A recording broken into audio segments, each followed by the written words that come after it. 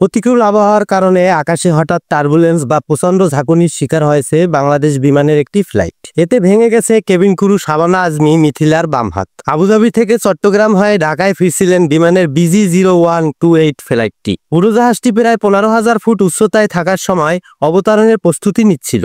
এ সময় cabin crew Mithila ফ্লাইটে নিয়মিত দায়িত্ব পালন করছিলেন, কিন্তু ঢাকায় আবহাওয়া খারাপ থাকায় হঠাৎ উড়োজাহাজটি প্রচণ্ড ঝাঁকুনি বা টার্বুলেন্সের শিকার হয়, যা প্রায় 6 সেকেন্ড স্থায়ী ছিল।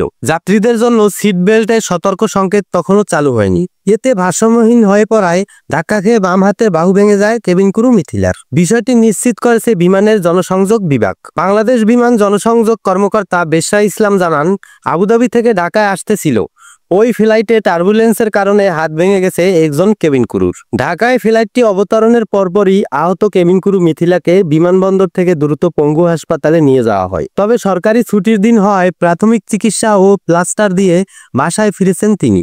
সৌরভ হালদার, কনককাল সংবাদ, ঢাকা।